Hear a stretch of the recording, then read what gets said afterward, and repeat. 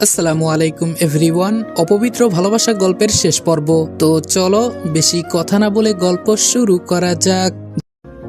আল্লাহ, এ তো অধরা। বড় বড় চোখ করে অধরার দিকে তাকিয়ে আছি, মুখ দিয়ে কোনো কথাই বের হচ্ছে না। আমার যেন বিশ্বাসই হচ্ছে না যে অধরার সাথে আমার এইরূপভাবে আবার দেখা হবে। অধরাও আকাশের দিকে বড় বড় চোখ করে তাকিয়ে আছে। সাজ্জাদও পুরো শকড অধরাকে দেখে। কারোর মুখে কোনো কথাই নেই। সবাই মুহূর্তের মধ্যে যেন বোবা হয়ে যায়। নীরবতা ভেঙে সাজ্জাদ বলে, অধরা তুমি এখানে? অধরা কোনো কথা না বলে খপ করে আকাশকে জড়িয়ে ধরে কান্না করে দেয়। অধরা বলে, আকাশ, আমি জানতাম তুমি মরনি। আমার মন বলছিল যে তুমি আমায় রেখে কখনো মরতে পারো না। আমি এখনো বোবার মতন দাঁড়িয়ে আছি, চোখ জোড়া যেন এখনো কপালে উঠে আছে। অধরা বলল, আকাশ কি হলো, কথা বলছো না যে? আমি বললাম, দেখুন আপনার মাথা ফেটে রক্ত বের হচ্ছে। আমার মনে হয় কি এখন কথা না বাড়িয়ে আপনাকে ডক্টর দেখানো উচিত। অধরা বলল, না আমি কোথাও যাব না, তুমি আগে আমার সাথে কথা বলো। আমি বললাম, দেখুন আপনার সাথে কথা বলার মতো কোনো টপিকসই বাকি নেই, সো প্লিজ কথা না বলে গাড়িতে উঠুন। এই সাজ্জাদ, উনাকে ধরে গাড়িতে তুল, উনাকে হসপিটালে নিয়ে যাওয়া উচিত। আকাশের কথা শুনে অধরার কান্নার মাত্রা আরো বেড়ে যায়। তার যেন বিশ্বাসই হচ্ছে না যে এটা সেই আকাশ, যে তাকে নিজের জীবনের চাইতেও বেশি ভালোবাসে। আর সে এখন কি রূপ আচরণ করছে, মনে হচ্ছে যেন অধরাকে সে চিনেই না। অধরা আকাশের দিকে মায়াভরা দৃষ্টিতে তাকিয়ে থাকে। আমি বললাম, সাজ্জাদ তাড়াতাড়ি গাড়িতে তুল উনাকে, মাথা থেকে অনেক রক্ত বের হচ্ছে। আমি গাড়ি ড্রাইভ করছি। সাজ্জাদ বলল, ওকে বন্ধু। সাজ্জাদ অধরাকে ধরে গাড়িতে উঠায়। সে আকাশের দিকে এখনো মায়াভরা দৃষ্টিতে তাকিয়ে আছে। আকাশের কোনো খেয়ালই নেই সেই দিকে। একজন ডক্টর এসে অধরাকে চেক আপ করে। ডক্টর বলল, না তেমন কিছুই হয়নি, সামান্য লেগেছে কপালে, ড্রেসিং করে ব্যান্ডেজ করে দিলেই হবে, সেলাইয়েরও প্রয়োজন নেই। আমি বললাম, ডক্টর তাই করুন তাহলে। ডক্টর একজন নার্সকে বলে দিল কিভাবে কি করতে হবে, সে রূপটাই করলো। সবশেষে ডক্টর বলল, আপনারা এখন রোগীকে বাসায় নিয়ে যেতে পারবেন। আমি বললাম, আচ্ছা। সাজ্জাদ, উনাকে কষ্ট করে আবারও একটু গাড়ি পর্যন্ত নিয়ে চল, উনাকে উনার বাসায় পৌঁছে দিয়ে আসি।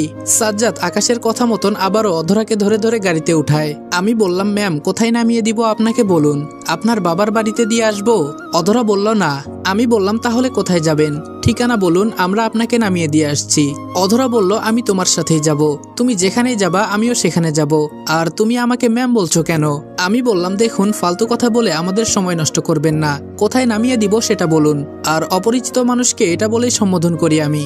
আকাশের কথা শুনে অধরা ফুপিয়ে কান্না করে দেয়। তোমরা চাইলে সহজে আর্নিং করতে পারো, এখনই চলে আসো অনেক্সে। শীতের মধ্যে চলছে দারুণ অফার। বুদ্ধি খাটিয়ে গেম খেললে রিয়েল ইনকাম করার সুযোগ তো আছেই, তার সাথে প্রতি সপ্তাহে নতুন রেজিস্ট্রেশন করা ইউজারদের মধ্যে 300 টাকার উপরে ডিপোজিটকারীদের মধ্যে একজন পাচ্ছেন আইফোন 70 প্রো ম্যাক্স। কিন্তু আমার প্রতিটি ফলোয়ারের জন্য আছে 100% নিশ্চিত বোনাস। পিন কমেন্টে থাকা লিঙ্কে গিয়ে রেজিস্ট্রেশনের সময় প্রোমো কোড রেদওয়ান এফ ব্যবহার করলে পাবেন প্রতি ডিপোজিটে সর্বোচ্চ 200% পর্যন্ত বোনাস, আর সাথে 2,50,000 টাকা পর্যন্ত ফ্রি বেড বোনাস পাওয়ার সুযোগ। তাই আর দেরি না করে এখনই যোগ দাও। বিকাশ এবং নগদের মাধ্যমে কয়েক মিনিটের মধ্যেই জমা করো এবং তোমার জয় তুলে নাও। প্রোমো কোড রেদওয়ান এফ ব্যবহার করতে ভুলো না কিন্তু। আকাশ, তুমি সত্যি কি আমায় চিনো না? আমি বললাম, না, আপনাকে আমি চিনি না। অধরা আর কোনো কথা বলে না, চুপচাপ কান্না করতে থাকে। আকাশ অনেকবার তাকে জিজ্ঞেস করে যে সে কোথায় যাবে, কিন্তু সে কোনো কথাই বলে না, সে তার মতন কেঁদেই যাচ্ছে। তাই আকাশ গাড়ি ড্রাইভ করে অধরাকে তার বাবার বাড়ির সামনে এনে নামিয়ে দেয়। আমি বললাম, ম্যাম আমাদেরকে ক্ষমা করবেন, আমরা সত্যি আপনাকে দেখতে পাইনি, তাই ভুলক্রমে এমনটা হয়ে গেছে। অধরা বলল, তোমাদের কোনো দোষ নেই, আমি বেখেয়ালে রোডের ধারে হাঁটছিলাম।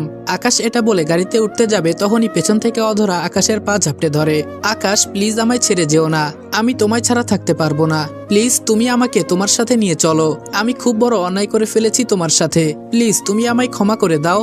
আমি বললাম, আরে আরে কি করছেন কি ম্যাম, প্লিজ পা ছাড়ুন, কোথায় আপনি আর কোথায় আমি, প্লিজ এভাবে পা ধরে নিজেকে ছোট করবেন না, আপনার লেভেল অনেক উপরের। অধরা বলল, না আমি তোমার পা ছাড়বো না, তুমি যতক্ষণ না আমাকে মাফ করে দিয়ে নিজের বুকে টেনে নিবে ততক্ষণ আমি তোমার পা ছাড়বো না, প্লিজ আমাকে শেষ একটা বারের মতন সুযোগ দাও। আমি বললাম, আরে কিসের মাফ আর কিসের কি, আপনাকে তো আমি চিনি না, তাও কোন দুঃখে পা ধরে মাফ চাইছেন আমার কাছে। অধরা বলল, আকাশ তুমি প্লিজ আমার উপরে অভিমান করে থেকো না, দরকার হয় জুতো দিয়ে মেরে গাল দুটো লাল করে দাও আমার, তাও প্লিজ আমায় শেষ একটা সুযোগ দাও, আমি তোমার কাছে যেতে চাই, আমি তোমার সাথে জীবনের শেষ মুহূর্ত পর্যন্ত থাকতে চাই। এসব বলে অধরা পাগলের মতন কান্না করতে থাকে। আমি বললাম, আমার আসলেই ভুল হয়েছে আপনাকে বাঁচানো, আর একটা জিনিস আমার মাথায় কাজ করছে না, যে আপনিই তো আমায় বলেছিলেন আমার এই চেহারা নিয়ে আপনার সামনে আর কোনোদিন না আসতে, কিন্তু আজ এমন কি হলো যে সেই আপনি আমার জীবনে আবার আসতে চাইছেন। অধরা বলল, আকাশ আমি আমার ভুল বুঝতে পেরেছি, আমি তিশানের সমস্ত 2 নাম্বারই জেনে গেছি, আর এটাও জেনে গেছি যে তুমি আমায় অনেক আগ থেকেই ভালোবাসো, প্লিজ তুমি আমায় ফিরিয়ে নাও না। আমি বললাম, ম্যাম, ভালোবাসা এমন একটা জিনিস যেখানে এক ছিটে পরিমাণ কাদা লাগলেই সেটাতে কড়াভাবে দাগ লেগে যায়। আর আপনি তো আমায় জুতোর বাড়ি দিয়ে আর অপমান করতে কোনো কমতি রাখেননি। এত কিছুর পরেও আপনি আবার ভালোবাসা আশা করছেন? অধরা বলল, আকাশ, আমি খুব বড় অন্যায় করে ফেলেছি তোমার সাথে, আর আমি সবকিছুর জন্য ক্ষমাও চাইছি। প্লিজ শেষ একটা বারের মতো আমায় ভালোবাসার অধিকারটুকু ভিক্ষা দাও, না হয় আমি মরে যাব। প্লিজ শেষ একটা বারের মতন। এই বলে কান্না করতে করতে জ্ঞান হারিয়ে ফেলে। আকাশ অধরার অবস্থা দেখে তাড়াতাড়ি ওকে কোলে উঠিয়ে নেয়, তারপর তাকে কোলে করে নিয়ে তার বাড়িতে দিয়ে আসে। অধরার আব্বু আম্মু আকাশকে দেখে পুরাই অবাক, কিন্তু অধরার অবস্থা দেখে তারা কিছুই বলেনি। আমি বললাম, আঙ্কেল, আপনারা ওর দেখাশোনা করবেন প্লিজ, ওর অবস্থা ভালো না, আজকে একটু হলেই আমার গাড়ির নিচে চাপা পড়ে মরতো। আঙ্কেল বললেন, আকাশ বাবা, তুমি আমাদের ক্ষমা করো, এই মেয়ে মরে গেলেও আমরা তাকে ঘরে তুলবো না। আমি বললাম, আঙ্কেল প্লিজ এখন তো অন্তত রাগ করিয়েন না, অধরার অবস্থা তো একবার দেখুন। আঙ্কেল বললেন, বাবা প্লিজ ওর হয়ে রিকোয়েস্ট করিও না, এই মেয়ে আমরা ত্যায্য করে দিয়েছি, আর তুমি ওকে বাড়িতে নিয়ে এসেছো বলেই ওকে বাড়িতে ঢুকিয়েছি, না হয় ঘাড় ধাক্কা দিয়ে বের করে দিতাম, ওর অবস্থার কথা চিন্তা করতাম না। সো প্লিজ ওর কোনো বিষয়ে আমাদেরকে জড়িও না। আচ্ছা, মুশকিলে পড়লাম তো, এখন এই মেয়েকে নিয়ে কোথায় যাব আমি? ধুর, মাথায় তো কোনো কিছুই কাজ করছে না। সাজ্জাদ, এখন আমি কি করব বল? সাজ্জাদ বলল, একটা কাজ কর, আগে যে কোনো ভাবেই ওর জ্ঞান ফিরিয়ে আন, পরেরটা না হয় পরে দেখা যাবে, জ্ঞান ফিরে আসলে না হয় ওকে ওর হালতে ছেড়ে দিয়ে আমরা চলে যাব। আমি বললাম, হ্যাঁ ঠিক বলেছিস, দাঁড়া আগে ওকে খাটের মধ্যে শুইয়ে দেই। অধরাকে কোল থেকে নামিয়ে খাটে শুইয়ে দিলাম, তারপর পানি টানি দিয়ে কোনোভাবে ওর জ্ঞান ফিরিয়ে আনলাম। আমি বললাম, এখন কেমন লাগছে আপনার? অধরা কোনো কথা না বলে কান্না করতে শুরু করে। আমি বললাম, আঙ্কেল আন্টি, আমার দ্বারা আর সম্ভব নয়, আমরা চলে যাচ্ছি, তারপর আপনাদের যা করার আপনারা করেন, ঘর থেকে বের করে দিবেন না কি করবেন সেটা আপনারা করিয়েন, আমরা চললাম। এই বলে সাজ্জাদ আর আমি হাঁটা ধরলাম। ঠিক তখনই অধরা খাট থেকে নেমে এসে আবারও আমায় জড়িয়ে ধরলো। আমি বললাম, এই মেয়ে, আপনার সমস্যা কি? অধরা বলল, আমার সমস্যা তুমি, আমায় তোমার সাথে নিয়ে চলো। আমি বললাম, অধরা মেজাজ খারাপ করিও না, অনেকটা সময় সম্মান দিয়ে কথা বলেছি, এবার কিন্তু খুব খারাপ হয়ে যাবে, একটা কথা একবার বললে কি কানে যায় না? অধরা বলল, না আমার কানে যায় না, আমি তোমার সাথেই যাব, আমার তোমাকে চাই। অধরা আরো শক্ত করে আকাশকে জড়িয়ে ধরে। আমি বললাম, না, ভালো কথায় কাজ হবে না। এক ঝাটকা দিয়ে অধরার থেকে নিজেকে ছাড়িয়ে নিলাম। শোন, আমি তোর যোগ্য না, সো থাক তুই তোর মতন, আজকের পর আর আমার সামনে আসার চেষ্টা করিস না। এই সাজ্জাদ, চল তো। আকাশ আর সাজ্জাদ ঘর থেকে বের হয়ে যায়, তারপর সে আর আকাশ গাড়ি স্টার্ট করে সেখান থেকে চলে আসে অধরাকে ফেলে রেখে। এদিকে অধরার কলিজা যেন কষ্টে ফেটে যাচ্ছে, সে আকাশ আকাশ বলে কান্না করতে করতে মাটিতে লুটিয়ে পড়ে। অন্যদিকে আকাশের মাথা যেন পুরোপুরি হ্যাং হয়ে আছে। সাজ্জাদ গাড়ি ড্রাইভ করছে আর আকাশ পাশে বসে আছে, তারও খুব কষ্ট হচ্ছে, এতটাই কষ্ট হচ্ছে যে সেও চুপসে কান্না করে দেয়। সাজ্জাদ বলল, আকাশ প্লিজ কান্না করিস না, সব ঠিক হয়ে যাবে। আমি বললাম, কি ঠিক হবে বল, আমি এখন কি করব? সাজ্জাদ বলল, আকাশ আমারও মাথা কাজ করছে না, পরিস্থিতি এত বাজেভাবে বিগড়ে গেছে যে কোনো স্টেপ নেওয়াই এখন দায়ী, তাও প্লিজ তুই টেনশন করিস না, মাথা ঠান্ডা করে ভাব কি করবি। আমি বললাম, ভাবার কোনো কিছুই নেই, একা ছিলাম একাই থাকবো, যতই কষ্ট হোক না কেন অধরাকে আমি আর গ্রহণ করব না। সাজ্জাদ বলল, হ্যাঁ ঠিকই বলেছিস, যে মেয়ে ভালোবাসার দাম দিতে জানে না তাকে সুযোগ দিয়ে জীবনে আনার কোনো মানেই হয় না। আমি বললাম, কি করবে আমি জানি না, আচ্ছা আমায় নামিয়ে দে, বাসার সামনে তো চলে এসেছি। সাজ্জাদ আকাশকে নামিয়ে দেয়, সে হাজারটা টেনশন মাথায় বহন করে বাসার ভেতরে ঢুকে পড়ে। না, আমি আর কোনো কিছু ভাবতে পারছি না, মাথা পুরো জ্যাম হয়ে আছে, আগে তাড়াতাড়ি ফ্রেশ হয়ে নেই, পরে সেই করে একটা ঘুম দিব। আকাশ বাসায় এসে ফ্রেশ হয়ে ঘুমিয়ে পড়ে। অন্যদিকে মৌ আর নিলয় ফোনের মধ্যে চুটিয়ে প্রেম করছে। কাল বাদে পরশু তাদের বিয়ে। অনেকটা সময় মৌ নিলয়ের সাথে কথা বলে ফোনে, তারপর কথা শেষ করে ঘুমিয়ে পড়ে। সকালবেলায় মৌ উঠে তাড়াতাড়ি ফ্রেশ হয়ে নেয়, তারপর রেডি হয়ে শপিং এ চলে যায়। বিয়ের শপিং এখনো অনেকটা বাকি, যা যা বাকি ছিল সমস্ত কিছুই সে কিনে নেয়, তারপর মার্কেট থেকে বের হয়ে যায়। জিনিসপত্র নিয়ে গাড়িতে উঠবে, ঠিক তখনই নজর যায় রাস্তার অপোজিটে জ্যামে আটকে থাকা একটা গাড়ির দিকে। সে ভালো করে লক্ষ্য করে দেখে গাড়ির মধ্যে নিলয় আর অপরিচিত একটা মেয়ে মিলে বেশ হাসাহাসি করছে। নিলয় এই অসময়ে অন্য একটা মেয়ের সাথে কি করছে না, এগিয়ে গিয়ে দেখি তখনই গাড়ির জ্যাম ছুটে যায় আর গাড়িটা সেখান থেকে নিজের অবস্থান ত্যাগ করে। মৌ সাথে সাথে একটা গাড়ি নিয়ে তাদের পিছু নিতে শুরু করে। অনেকটা সময় নিলয়ের গাড়ির পিছু নেয়, হঠাৎই গাড়িটা একটা বাড়ির সামনে দাঁড় করায়, তারপর নিলয় আর সেই মেয়েটা বাড়ির ভেতরে প্রবেশ করে। এদিকে মৌ গাড়ি থেকে নেমে তাদের পিছু পিছু বাড়ি পর্যন্ত যায়। সে বাড়ির সামনে গিয়ে দেখে ভেতর থেকে দরজা আটকানো। মৌয়ের তো পুরো মাথা খারাপ হয়ে যায় এটা দেখে।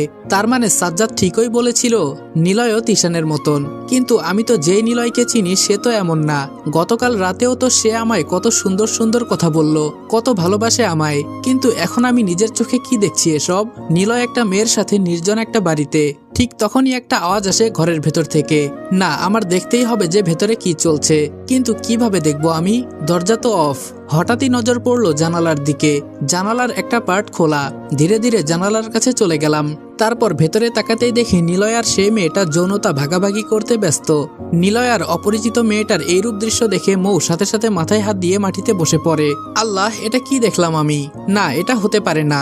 নিলয় এরূপটা করতে পারে না আমার সাথে। না, এ আমি বিশ্বাস করি না। আমার হয়তো কোনো কিছুতে ভুল হচ্ছে। আমি নিলয়কে ফোন লাগিয়ে দেখি। মৌ নিলয়কে ফোন করে। ঘরের ভেতর থেকে সেই চিরচেনা রিংটংটা বাজছে, যেটা নিলয়ের ফোনের রিংটং। রিং পরেই চলেছে, কিন্তু নিলয় ফোন উঠাচ্ছে না। সে তার কাজে ব্যস্ত। মৌ আবারও ফোন করে। দ্বিতীয়বারের সময় নিলয় ফোন রিসিভ করে। হ্যাঁ বলো, কি হয়েছে? আর এতবার কি কারণে ফোন দিচ্ছ? মৌ বলল, নিলয় কোথায় তুমি? নিলয় বলল, আমি অফিসের কাজে একটা জায়গায় এসেছি। মৌ বলল, ওহ আচ্ছা, রাখি তাহলে। নিজের চোখকেই বিশ্বাস করাতে পারছি না যে নিলয় ঘরের ভিতরে বসে আমার সাথে মিথ্যা বলছে। তার সাথে আমার ডিস্টেন্স মাত্র একটা দেওয়াল। সে আমার এত কাছে থেকে বোকা বানায়। তাহলে দূরে গেলে কি করবে আল্লাহ জানে। সে আসলে একটা ধোঁকাবাজ। সাজ্জাদ আসলেই ঠিক বলেছিল। আমি এই কুলাঙ্গারের জন্য এত বছরের ভালোবাসাকে ঠুকরে দিয়েছি। যে মানুষটাকে এতটা ভালোবাসতাম তাকে এই কুলাঙ্গারের জন্য কটু কথা শুনিয়েছি। এই কুলাঙ্গারটার জন্য ভালোবাসার মানুষটাকে অপমান করেছি। ছি, আমার নিজের উপরেই ঘৃণা হচ্ছে। না, আমি আর এক মুহূর্তও থাকবো না। আমি আবার আকাশের কাছে ফিরে যাব। আমি আবার আমার কলিজার কাছে ফিরে যাব। মৌ কান্না করতে করতে সেখান থেকে সোজা বাসায় চলে আসে। মৌয়ের আম্মু বলল, কিরে তোর চোখ মুখের এই অবস্থা কেন? কি হয়েছে তোর? মৌ বলল, আম্মু তুমি আর একটা কথাও বলবা না। তোমার কথা ধরতে গিয়ে আমি আমার জীবন বরবাদ করে দিয়েছি। তোমার কথায় ভবিষ্যৎ উজ্জ্বল ছেলে দেখে আসল মানিককে হারিয়ে ফেলেছি। মৌয়ের আম্মু বলল, মৌ কি বলছিস কি এসব তুই? মৌ বলল, হ্যাঁ ঠিকই বলেছি। তোমার পছন্দ করা টাকা পয়সার মালিক ওই নিলয়, সে অন্য মেয়েদের সাথে অবৈধ মেলামেশা করে। মৌয়ের আম্মু বলল, মৌ কি বলছিস তুই নিলয়ের নামে উল্টোপাল্টা? তার তো তোর সাথে বিয়ে ঠিক হয়েছে। সে কেন তোকে ফেলে রেখে অন্য মেয়ের কাছে যাবে? মৌ বলল, আমি নিজ চোখে দেখে এসেছি নিলয়ের যৌনলীলা। দাঁড়াও, তোমাকেও দেখাচ্ছি। আমি আসার সময় একটা ছবি তুলে রেখেছিলাম নিলয় আর সে মেয়ের। মৌ ফোনের গ্যালারি খুলে ছবিটা ওর আম্মুকে দেখায়। মৌয়ের আম্মু ছবিটা দেখে পুরো মাথায় হাত দিয়ে ফেলে। আল্লাহ, এটা কি দেখলাম আমি? ও এমন জঘন্য ছেলে। ছি। মৌ প্লিজ তুই আমায় মাফ করে দে। মৌ বলল, এখন মাফ চেয়ে কি হবে মা? ক্ষতি যা করার তা তো করেই দিয়েছ। মৌয়ের আম্মু বলল, মা রে বিশ্বাস কর, আমি তোর ভালোর জন্যই ওসব করেছি।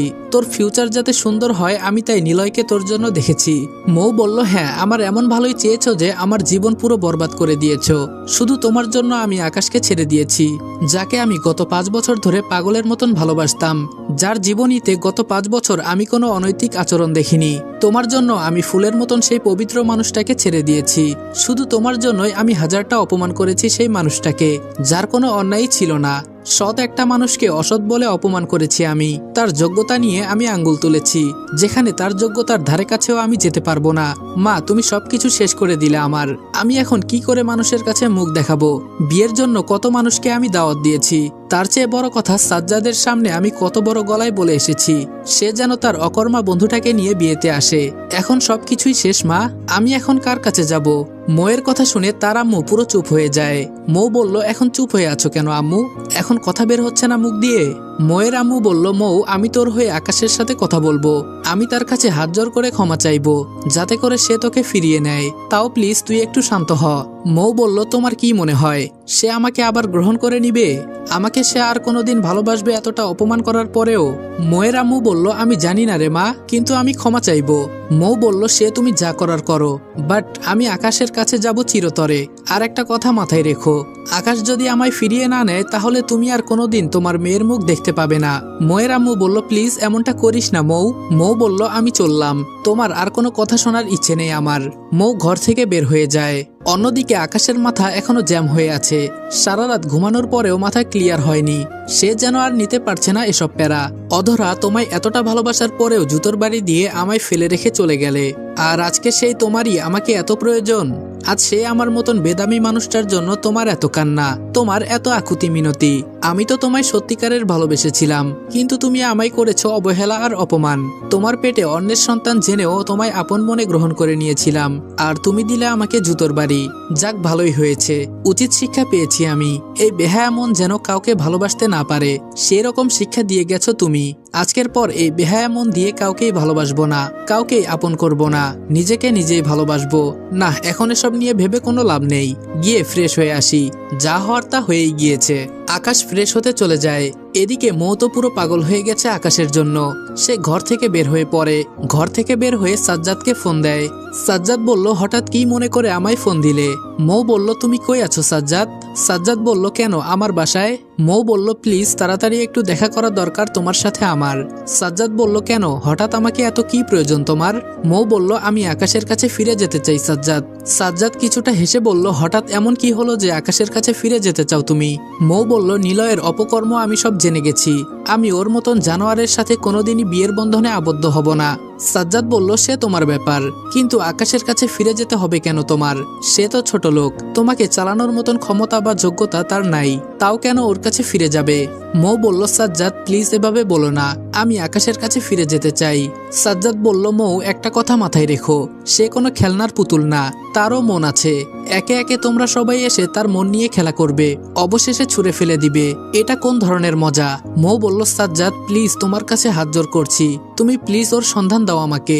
সাজ্জাদ বলল, সরি মৌ, আমি তোমাকে ওর সন্ধান দিতে পারবো না। তোমাদের সময় শেষ, এখন আকাশের সময় শুরু। এখন খেলা দেখানোর সময় তার। তোমাদের মতন মেয়ের কোনো পাত্তা নেই এখন তার কাছে। মৌ বলল, সাজ্জাদ প্লিজ শেষ একটা বার আমাকে সুযোগ দাও, আমি ওর পায়ে ধরে মাফ চেয়ে নিব দরকার হয়। তুমি প্লিজ আমাকে ওর সন্ধান দাও, না হয় প্লিজ ওর কাছে নিয়ে চলো একটু আমায়। সাজ্জাদ বলল, মৌ একবার বললাম তো যে আকাশের সন্ধান আমি দিতে পারবো না। মৌ বলল, তাহলে আমি নিজেকে শেষ করে দেওয়া ছাড়া আর কোনো উপায় নেই। আমি আকাশকে না পেলে নিজের জীবন শেষ করে দিব বলে কান্না করে দেয়। সাজ্জাদ বলল, মৌ প্লিজ শান্ত হও। আচ্ছা তুমি আমার সাথে দেখা করো অমুক জায়গায়। একটা জায়গার নাম বললাম। মৌ বলল, ওকে আমি আসছি এখনই। এদিকে আকাশ ফ্রেশ হয়ে বের হয় ওয়াশরুম থেকে। তখনই তার মোবাইলে একটা ফোন আসে। সে ফোনটা হাতে নিয়ে দেখে অধরার বাবা ফোন দিয়েছে। অধরার বাবা বলল, বাবা তুমি কই আছো? তাড়াতাড়ি সিটি হসপিটালে এসো। অধরা সুইসাইড অ্যাটেম্প্ট করেছে, তার অবস্থা বেশি একটা ভালো না, যে কোনো সময় খারাপ কিছু একটা হয়ে যেতে পারে। অধরার বাবার মুখ থেকে এসব শুনে জায়গার মধ্যে স্তব্ধ হয়ে পড়লাম। পুরো দুনিয়া যেন চরকির মতো ঘুরছে। এটা আমি কি শুনলাম? অধরা সুইসাইড অ্যাটেম্প্ট করেছে। বুকের ভেতরে যেন ধুপধুপানি শুরু হয়ে গেল। মুহূর্তের মধ্যেই যেন সবকিছু ভুলে গেলাম আমি। মাথার ভেতরে শুধু একটা জিনিসই কাজ করছে এখন, অধরার যদি কিছু হয় তাহলে হয়তো আমিও মরে যাব। নিজের অজান্তেই কেঁদে দিলাম। সেই জায়গায় বসে অনেকটা সময় কান্না করলাম। অধরার সুইসাইডের নিউজটা যেন আমার পুরো দুনিয়াদারি থমকে দিয়েছে। অনেকটা সময় পর হুঁশ ফিরে এলো। এত সময় যেন নিজের মধ্যে হুঁশই ছিল না। আল্লাহ, অধরা কেমন আছে কে জানে। চটজলদি হসপিটালে যেতে হবে আমার। ফ্লোর থেকে তাড়াতাড়ি করে উঠে মুখের মধ্যে হালকা পানির ছিটে দিয়ে গায়ে শার্ট লাগিয়ে নিলাম। ঘর থেকে বের হওয়ার জন্য দরজা খুলবো, ঠিক তখনই দেখি দরজার সামনে মৌ আর সাজ্জাদ দাঁড়িয়ে আছে। মৌ আকাশের দিকে চোখ পাকিয়ে তাকিয়ে আছে। আমি বললাম, সাজ্জাদ ও এখানে কেন? সাজ্জাদ বলল, দোস্ত আমি জানি না, মৌ আমায় অনেক রিকোয়েস্ট করেছে তোর ঠিকানা দেওয়ার জন্য, তাই আমি তাকে তোর কাছে নিয়ে এসেছি। আমি বললাম, তোকে রিকোয়েস্ট করবে দেখেই কি তুই আমার ঠিকানা দিবি? সাজ্জাদ বলল, রিকোয়েস্ট বলতে সে সুইসাইড করবে বলেছে, তাই দিতে বাধ্য হয়েছি। আমি চাইনি যে সে কোনো খারাপ কিছু করুক। আমি বললাম, যে যাই করবে করুক, তাতে আমার কিছুই যায় আসে না, আমি আর এসব নিতে পারছি না। তখনই মৌ দৌড়ে এসে আকাশকে জড়িয়ে ধরে। আকাশ প্লিজ তুমি আমায় মাফ করে দাও, আমি তোমায় ছেড়ে গিয়ে অনেক বড় অন্যায় করে ফেলেছি। আমি তার জন্য তোমার কাছে হাত জোর করে ক্ষমা চাইছি। প্লিজ তুমি আমায় মাফ করে দাও, আমি আর কোনোদিন অমনধারা আচরণ করব না। আমি কত বড় ভুল করেছি তোমায় ছেড়ে গিয়ে, তা এখন হারে হারে টের পাচ্ছি আমি বললাম, মৌ তোমার সাথে কখনোই আমার কোনো কিছু ছিল না, সো মাফ চাওয়ার কিছুই নেই। আর নিজের জন্য যোগ্য ব্যক্তি খোঁজার রাইট তোমার রয়েছে, আর তুমি সেটাই করেছো। সো প্লিজ নিজের মতন থাকো সেই মানুষকে নিয়ে, আর আমাকে আমার মতন থাকতে দাও। মৌ বলল, না আমি তোমাকে তোমার মতন থাকতে দিব না। আমি নিলয়ের রূপ দেখে নিয়েছি, সে কেমন নরপশু। আকাশ প্লিজ আমি তোমার জীবনে আবার ফিরে আসতে চাই। মেজাজ পুরো খারাপ হয়ে গেল মৌয়ের কথা শুনে। সবাই আমাকে খেলনার পুতুল পেয়েছে, যোগ্য না বলে অপমান করে ছেড়ে চলে যাবে, আবার পরবর্তীতে ফিরে আসবে। বাহ কি সুন্দর কথা। এক ঝাটকা দিয়ে মৌকে সরিয়ে দিলাম নিজের কাছ থেকে। মৌ দেখো, আমার এখন এসব ন্যাকামো দেখার সময় নাই। তোমাদের যা ভালো লেগেছে তোমরা করেছো, তোমাদের সেই সব নিয়ে আমার কোনো আক্ষেপ নেই। সো প্লিজ আমাকে আমার মতন থাকতে দাও, আর তোমরা তোমাদের মতন থাকো। আমার এখন কাজ আছে, আমাকে হসপিটালে যেতে হবে। সো আমি চললাম। সাজ্জাদ বলল, আকাশ কি হয়েছে রে, হসপিটালে যাবি মানে? আমি বললাম, আরে অধরা নাকি সুইসাইড অ্যাটেম্প্ট করেছে, তাই হসপিটালে যেতে হবে। তুই চল তো সাজ্জাদ আমার সাথে। সাজ্জাদ বলল, আরে আল্লাহ, কি হচ্ছে তোর জীবনে এসব? শুরুতে সবাই ভুল বুঝে চলে যায়, পরে যখন নিজের ভুল বুঝতে পারে তখন আবার ফিরে এসে হাঙ্গামা করে। আমি বললাম, বাদ দে এসব কথা, তুই প্লিজ তাড়াতাড়ি চল আমার সাথে। আর মৌ, তুমি তোমার বাড়িতে চলে যাও। মৌ বলল, না আমিও যাব তোমার সাথে। আমি বললাম, তার কোনো দরকার নেই, আমরা ওকে দেখতে যাচ্ছি। আমি যাব বলেছি তো যাবই। এই বলে মৌ চিৎকার করে ওঠে। সাজ্জাদ বলল, আরে মৌ থামো, আকাশ আমি বলি কি ওকেও সাথে নিয়ে নে। আমি বললাম, ওকে ঠিক আছে। তিনজন মিলে হসপিটালের উদ্দেশ্যে রওনা হলাম। হসপিটালে পৌঁছে অধরার কেবিনে চলে গেলাম। গিয়ে দেখি অধরাকে হসপিটালের বেডে শুইয়ে রাখা হয়েছে। ডক্টর থেকে অধরার বিষয়ে জানতে চাইলাম, ডক্টর পেশেন্ট এখন কেমন আছে? ডক্টর বলল, দেখুন বিপদ তো কেটে গেছে, তবে পেশেন্ট নিজেই একটা বিপদ। তিনি যে হারে হাতের রগ কেটেছেন, আমার তো মনে হয় না যে উনি কোনো মানুষ। না হয় এইভাবে একটা মানুষ কিভাবে নিজের হাতের রগ কাটে? আপনারা প্লিজ একটু উনার দিকে খেয়াল রাখবেন। আমি বললাম, যাক শুক্রিয়া। আচ্ছা ডক্টর, আমরা খেয়াল রাখবো। ডক্টরের সাথে কথা শেষ করে অধরার সামনে গেলাম। সে আমায় দেখতে পেয়ে বলল, এই আকাশ, তুমি আসছো? আমি জানতাম তুমি ঠিক হয়ে আসবে। আমি জানি তুমি আমায় ছেড়ে কোথাও যেতে পারো না। আমি বললাম, অধরা তুমি কেন এমনটা করলে? অধরা বলল, তুমি আমায় ছেড়ে গেলে কেন? আমি বললাম, অধরা তুমি কি পাগল হয়ে গেছো? এসব কাজ কি মানুষ করে? অধরা বলল, হ্যাঁ আমি পাগল হয়ে গেছি, পুরোপুরি পাগল হয়ে গেছি তোর জন্য। আর এটা তো ছোটখাটো, তোমায় না পেলে তো আমি নিজেকে শেষ করে দিব। আমার তোমাকে চাই। এই বলে আকাশকে খামচি দিয়ে ধরে। একটু আড়ালে মৌ দাঁড়িয়েছিল। সে এই রূপ দৃশ্য দেখে মুখ চেপে কান্না করে দেয়। আমি বললাম, অধরা পাগলামো বন্ধ করো, আমার মনে তোমার জন্য আর কোনো জায়গা নেই। আমি এখন নিজেকেই অনেক বেশি ভালোবাসি। অধরা বলল, মিথ্যা বলবি না আমায়, আমি জানি তুই মৌকে ভালোবাসিস, তাই তুই আমায় আপন করে নিচ্ছিস না। আমি বললাম, অধরা আমি কাউকেই ভালোবাসি না, তোমাকেও না মৌকেও না। তবে হ্যাঁ, একটা সময় খুব বেশি ভালোবাসতাম তোমাকে, তাই তোমার পেটে অন্যের বাচ্চা জানা সত্ত্বেও আমি তোমায় ভালোবেসেছি। কিন্তু তুমি আমায় জুতোর বাড়ি দিয়েছো তোমার ভালোবাসার জন্য, নানান রকম অপমান করে তিশানের কাছে চলে গিয়েছো। সেদিন তুমি নিজ হাতে আমার সমস্ত ভালোবাসাকে মাটিতে দাফন করে দিয়েছো। আর অন্যদিকে মৌকেও একটা সুযোগ দিয়েছিলাম, কারণ সে আমায় গত 5 বছর ধরে ভালোবাসে, কিন্তু সে পরবর্তীতে আমায় হাসির পাত্র বানিয়ে দেয়, আমার যোগ্যতা নিয়ে আঙ্গুল তুলে অন্য কাউকে বিয়ে করার সিদ্ধান্ত নেয়। সেই দিন দ্বিতীয়বারের মতন লাথি খেয়ে ভালোবাসা নামক জিনিসটা মন থেকে পুরোপুরি মুছে গেছে। আকাশের কথা শুনে মৌ আড়াল থেকে বেরিয়ে এসে আকাশের পায়ে পড়ে যায় আর ফুপিয়ে কান্না করে দেয়। আকাশ প্লিজ, আমার ভুল হয়ে গেছে, প্লিজ তুমি আমায় মাফ করে দাও, আমি সত্যি লজ্জিত আকাশ। অধরা বলল, এই মৌ সর তুই আমার আকাশের কাছ থেকে, না হয় কিন্তু খুব খারাপ হবে। মৌ বলল, না আমি সরবো না, আকাশ যতক্ষণ না আমায় মাফ করবে ততক্ষণ আমি আকাশের পা ছাড়বো না। আমি বললাম, অধরা মৌ তোমরা দুটো কি শুরু করেছো? আর মৌ তুমি পা ছাড়ো আমার। অধরা বলল, আমি কিছুই শুরু করিনি, মৌকে তোমার আশেপাশে ঘেঁষতে বারণ করো। আমি বললাম, মৌ তোমায় বলেছি পা ছাড়তে। মৌ বলল, আকাশ প্লিজ তুমি আমায় মাফ করে দাও। আমি বললাম, মৌ দেখো এটা hospital, so please scene create করিও না, আর যাও মাফ করে দিয়েছি। আর অধরা তুমিও আমায় ছাড়ো। মৌ বাধ্য মেয়ের মতন আকাশের পা ছেড়ে দেয়, কিন্তু অধরা আকাশকে ছাড়ে না। অধরা বলে, না আমি তোমায় ছাড়বো না, আমি ছেড়ে দিলেই তুই আমায় ছেড়ে চলে যাবি আর এই মৌকে বিয়ে করে নিবি। অধরা স্টপ, এই বলে জোরে একটা ধমক দিলাম, সাথে সাথে অধরা আমায় ছেড়ে দিল। কিন্তু অবাক করা বিষয় হলো সে ধমক খেয়ে কান্না করে দিয়েছে। দেখো তোমাদের দুজনের কাউকে আমার চাই না, আমি একাই ভালো আছি। তবে যদি মামা মামিরা অন্য মেয়ে পছন্দ করে আমার জন্য, তাহলে তাকেই বিয়ে করে নিব, কিন্তু তোমাদের দুজনের কাউকে আমি বিয়ে করব না, কারণ তোমরা দুজনই আমায় অবহেলা করেছো। সো কাউকে আমার দরকার নেই, তোমরা দুজন তোমাদের মতন থাকো আর আমি আমার মতন। আজকের পর তোমাদের দুজনের মুখ আমি আর দেখতে চাই না। আর অধরা, এরপর যদি আর পাগলামো করো তাহলে কিন্তু আমার মরা মুখ দেখবে। সো আমি চললাম। তারপর সেখান থেকে চলে আসলাম একাই। সাজ্জাদকেও ফেলে রেখে চলে এসেছি সেখানে। মাথা পুরো ভো ভো করে ঘুরছে, কাকে রেখে কাকে আপন করব আমি। মাথায় কিছুই কাজ করছিল না, কারণ একজনকে আমি ভালোবাসি, আরেকজন আমাকে ভালোবাসে, তাই কাউকে আপন করিনি। ওদেরকে ওদের হালতে ছেড়ে দিয়ে চলে এসেছি।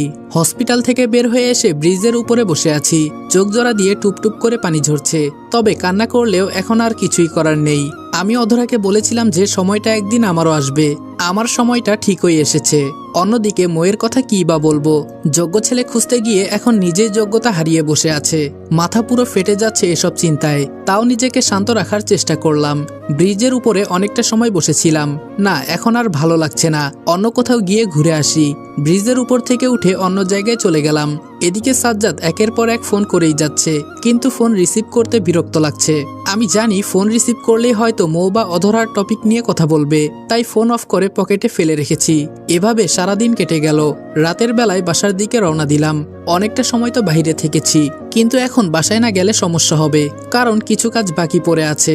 বাসায় গিয়ে সেসব কমপ্লিট করতে হবে, তাই আমি বাসায় চলে এসেছি। বাসায় এসে পকেট থেকে চাবি বের করব দরজা খোলার জন্য, কিন্তু দেখি বাসার দরজা খোলা। তাড়াতাড়ি দরজা ধাক্কা দিয়ে ভেতরে প্রবেশ করলাম। ভেতরে প্রবেশ করতেই দেখি দরবেশ দুজন বাসার মধ্যে বসে আছে মনমরা হয়ে, আর পাশেই চেয়ার নিয়ে বসে আছে সাজ্জাদ। তারা আমাকে দেখতে পেয়ে দৌড়ে আসে। আকাশ, তুমি কই ছিলে সারাদিন? আমি বললাম জাহান্নামের চৌরাস্তায় ছিলাম। তোমাদের কি? অধরা বলল আমাদের অনেক কিছু, বিশেষ করে আমার। আমি বললাম দেখো অধরা, মেজাজ খারাপ করিও না। আর সাজ্জাদ, তুই ওদের দুটোকে বাসায় কেন নিয়ে এসেছিস? বিশেষ করে অধরাকে, তার তো হসপিটালে থাকার কথা ছিল। ওর কন্ডিশন দেখেছিস একবারও? সাজ্জাদ বলল ভাই আমাকে মাফ কর, আমি কোনো কিছুই জানি না। ওরা দুটো আমার কান ঝালাপালা করে দিচ্ছিল। বিশেষ করে অধরা তো পাগলামো শুরু করে দিয়েছে সেই লেভেলের। সে তোর বাসায় আসবেই। আমি তাকে অনেক বুঝিয়েছি যে তার শরীর ভালো না, কিন্তু সে আমার কথা শুনতেই নারাজ। হসপিটালে সিন ক্রিয়েট শুরু করে দিয়েছে। তার একটাই কথা, সে তোর বাসায় আসবে, তোর কাছে আসবে। আমি বললাম মৌ, অধরা না হয় পাগল, তাই সে পাগলামো করেছে, কিন্তু তুমি কেন আসলে আমার বাসায়? মৌ বলল আকাশ প্লিজ এভাবে বলছো কেন? আমিও তোমায় খুব বেশি ভালোবাসি। আমার খুব কষ্ট হচ্ছিল তোমাকে ছাড়া, তাই এসেছি তোমার কাছে। আমি বললাম তোমাদের দুটোরই মাথা খারাপ হয়ে গেছে, প্লিজ তোমরা তোমাদের বাড়িতে ফিরে যাও। তোমাদের দুজনের কাউকে আমি চাই না। অনেক হয়েছে তোমাদের ভালোবাসা, আর দরকার নেই। অধরা বলল না, দরকার আছে। আমি তোমাকে ছাড়া থাকতে পারবো না, মরে যাব আমি। আমি বললাম অধরা, আমার কথা কি তোমার কানে যায়নি? আমি একবার বললাম না যে তোমাদের কাউকে আমার চাই না? অধরা বলল না, আমার কানে যায় না কথা। আমি তোমার কোনো কথাই শুনবো না। আমি এতটুকু জানি যে আমার তোমাকে চাই। আমি বললাম অধরা, পাগলামোর একটা লিমিট থাকা উচিত, তুমি কিন্তু সেটা ছাড়িয়ে যাচ্ছ। আর তাছাড়া তোমরা দুজনই আমাকে ভালোবাসো, কিন্তু এখন কাকে রেখে কাকে বিয়ে করব? এজন্য আমি কাউকেই বিয়ে করব না। আকাশের কথা শুনে পাশ থেকে মৌ চেঁচিয়ে ওঠে, না তোমার বিয়ে করতেই হবে, যে কোনো একজনকে তুমি বেছে নাও। আমি বললাম তো বাকি একজন কই যাবে? মৌ বলল সেটা আমরা দুজন মিলে পরামর্শ করেছি। তুমি আমাদের দুজন থেকে যে কোনো একজনকে নিজের করে নিবে, আর বাকি একজন খুশি খুশি তোমার জীবন থেকে সরে যাবে। আমি বললাম মৌ, আমি কাকে বেছে নিব? তোমরা দুজনই তো আমাকে ভালোবাসো। মৌ বলল না, তোমার সিদ্ধান্ত নিতেই হবে। আল্লাহ, কি মহাবিপদে পড়লাম। এখন কাকে রেখে আমি কাকে বিয়ে করব? দুজন মিলে যতই সিদ্ধান্ত নেক না কেন, বাকি একজন ঠিকই কষ্ট পাবে, যাকে আমি আপন করব না। মৌ বলল তো বলো কাকে বেছে নিবে তুমি? মৌয়ের কথা শুনে পুরো মাথা জ্যাম হয়ে গেছে, মাথায় কিছুই আসছে না। এই সাজ্জাদ, কাকে আপন করব এখন আমি? সাজ্জাদ বলল এসব কিছুই আমি জানি না বাপ, তোমার জীবন তুমি সিদ্ধান্ত নাও। তবে আমার মতে মৌ ঠিক কথাই বলেছে, যে কোনো একজনকে তুই আপন করে নে। আমি বললাম আমাকে ভাবার একটু টাইম দাও মৌ, আজকের রাতটা আমার সময় চাই, কাল আমি আমার সিদ্ধান্ত জানাচ্ছি। মৌ বলল আচ্ছা ঠিক আছে। আমি বললাম যাও, এবার তোমরা যে যার বাড়িতে চলে যাও। মৌ বলল না, আমরা কোথাও যাব না, এখানেই থাকবো আমরা। কাল তুমি তোমার সিদ্ধান্ত জানাবে, পরে বাকিজন হাসি খুশি তোমার বাড়ি ছেড়ে চলে যাবে। আমি বললাম ঠিক আছে, তাহলে তোমরা দুজন পাশের রুম দুটোতে গিয়ে শুয়ে পড়ো। আমি আমার রুমে গেলাম। আর সাজ্জাদ, তুইও আজ রাতটা থেকে যা, কালকে চলে যাস। সাজ্জাদ বলল আচ্ছা ঠিক আছে। আমি আমার রুমে চলে আসলাম। তারপর হাত মুখ ধুয়ে শুয়ে পড়লাম। শুয়ে শুয়ে ভাবছি যে কাকে আপন করা যায়।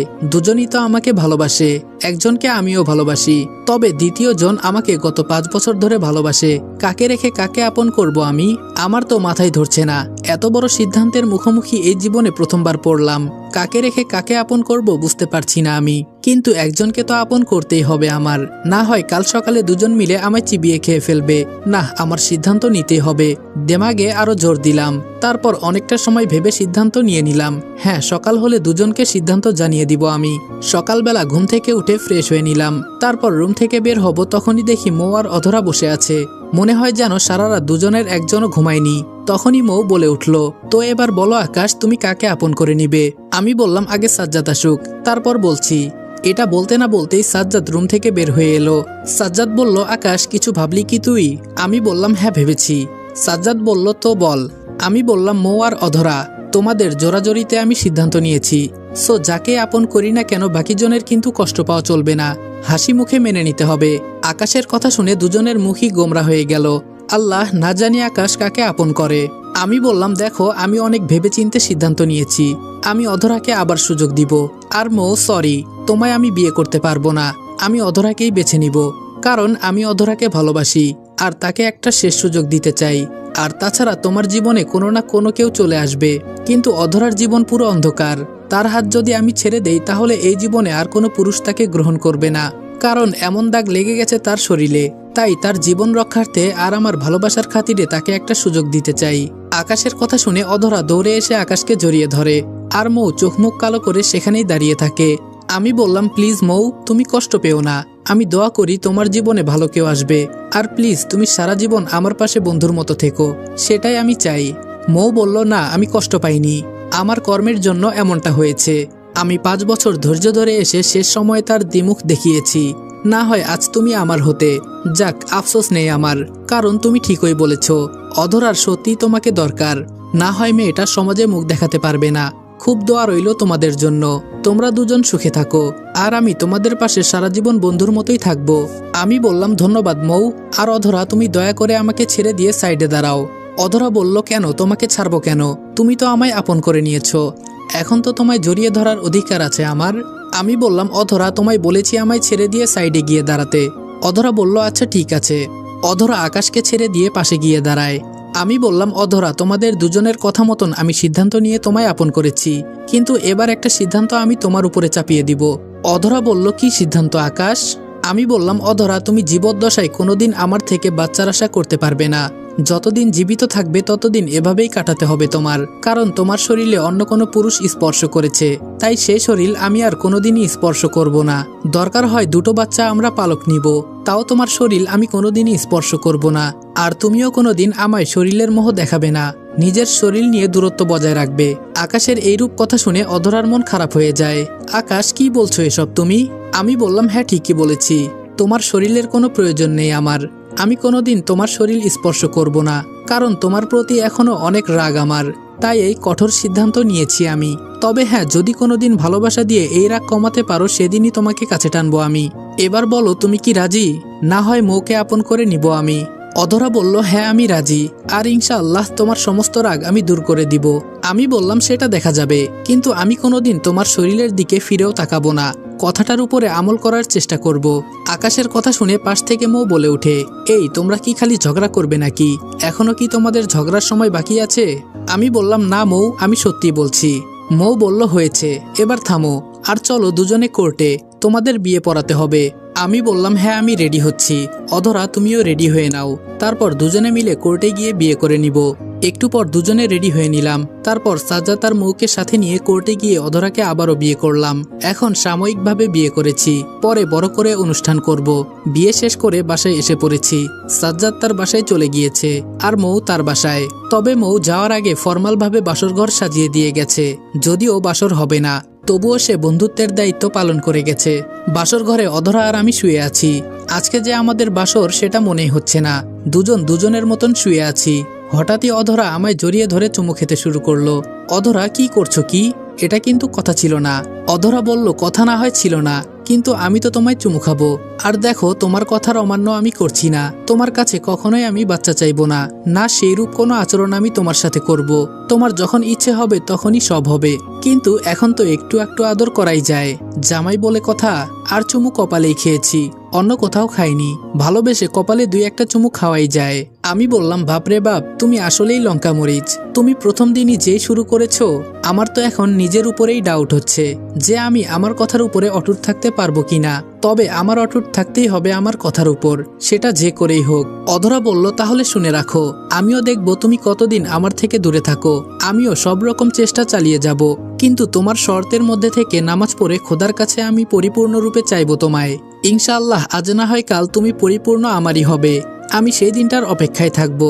আমি বললাম, হ্যাঁ তুমি সেই দিনটার অপেক্ষায় থাকো, তবে আশা করি সেই দিনটা মৃত্যুর আগে কোনোদিনও আসবে না। সো প্লিজ ছেড়ে দিয়ে ঘুমাও, আর রসকসহীন সংসার করার জন্য নিজেকে রেডি করো। এভাবেই শেষ হলো আরও একটা গল্প কাহিনী। তো এভরিওয়ান, ভুল ত্রুটিগুলো ক্ষমার নজরে দেখবেন। জানি না পুরো গল্পটা আপনাদের কেমন লেগেছে। আর পাঠকরা যারা অধরাকে সাপোর্ট করেছেন তারা তো সবাই খুশি, বাট যারা করেন নাই তাদের বলি, দেখেন ভালোবাসলে একটা সুযোগ দেওয়াই উচিত, আর আমি সেটাই করেছি। এখানে আমি পাঠকদের মতামতের অনেকটাই মূল্যায়ন করেছি, কারণ বেশিরভাগ পাঠক অধরার কথা বলেছেন। তবে অনেকেই বলবেন বেশিরভাগ গল্পেই আমি শেষটা নায়কের সাথে মিল দেই, এটাও সেম গল্প। দেখেন কিছুই করার নাই এখানে, কারণ দেখেন অন্যের সাথে মিল দিলে সবার মনে একটা আক্রোশ থাকবে যে ভালোবেসে কিছুই পেলাম না, অন্যকেই আপন করতে হলো। তার থেকে ভালো অধরাকে কাছে টেনেও দূরে সরিয়ে দিলাম। যেমন ধরেন বিয়ে করেছি ঠিক, কিন্তু সে তার কৃতকর্মের জন্য কখনোই আকাশের কাছে যেতে পারবে না। সারা জীবন কাছে পেয়েও না পাওয়ার কষ্ট ভুগবে সে। অনেক তো কথা হলো, এবার চললাম। গল্পের সাথে যারা যারা ছিলেন সকলকেই ধন্যবাদ। নতুন গল্প 2-1 দিনের মধ্যে আসতে চলেছে। সেই পর্যন্ত সবাই ভালো থাকবেন, সুস্থ থাকবেন। খোদা হাফেজ।